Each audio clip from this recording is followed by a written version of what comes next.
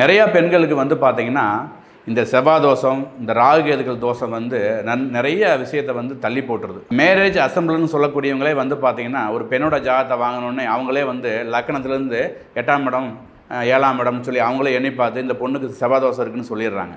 அப்படி கிடையவே கிடையாது. ஜோதிடத்தில் விதிகளை விட விதிவிலக்குகள் அதிகமாக இருக்குது. விதிகள் பிரகாரம் 7ஆம் இடத்துல செவ்வாய் இருந்தால் செவ்வாய் தோஷம் தான். ஆனால் அந்த விதிவிலக்குகள் வந்து யாருக்கு தெரியும்னா ஜோதிடர்களுக்கு மட்டும்தான் தெரியும். இப்போ செவ்வாய் 7ஆம் இடத்துல இருக்கிறாரு, ரைட்டு, நீங்கள் பார்த்துட்டாரு, மேரேஜ் அசம்பிளர் வந்து 7ல் செவ்வான்னு சொல்லிட்டாரு ஒரு பெண்ணுக்கு. அதே பெண்ணுக்கு லக்கணத்தில் குரு இருந்து 7ஆம் பார்வையாக அந்த செவ்வாயை பார்த்தா அந்த யோக செவ்வாயை மாறி போயிடுவார். அதுக்கு பேர் குருமங்கல யோகம். குருமங்கல யோகம் கிடைச்சிச்சுன்னா அதை அந்த திருமணம் பண்ணி வரக்கூடிய அந்த கணவனுக்கோ அல்லது மனைவிக்கோ அவங்க ஜாதகத்தில் ஆயுள் கோப்பான ஒரு கண்டம் இருந்தால் கூட இந்த ஜாதகம் அவர்களை அதிலிருந்து தப்பிக்கிறதுக்கான ஒரு முயற்சியை ஏற்படுத்தி கொடுக்குங்கிறதா உண்மை. அப்ப எவ்வளவு பெரிய ஒரு நல்ல விஷயத்தை ஒரு சின்ன வார்த்தையில் அவங்க இழந்து எத்தனையோ பெண்கள் 30 வயதை தாண்டி இன்னும் திருமணமாகாமல் இருக்கிறாங்க. அதனால செவ்வாய் தோஷம் மட்டும் ஒரு பெண்ணுடைய திருமணத்தை முடிவு செய்வது இல்லைங்கிறது தான் இங்க நிதர்சனமான உண்மை. இந்த செவ்வாய் தோஷத்தை அப்படியே எடுத்துக்காம அது இருக்கக்கூடிய தாற்பயத்தை பிரித்து உணர்ந்து பார்த்து உங்கள் குழந்தைகளுக்கு திருமணம் பண்ணணும்னு நேரில் நினைத்து நான் வேண்டிக்கிறேன்.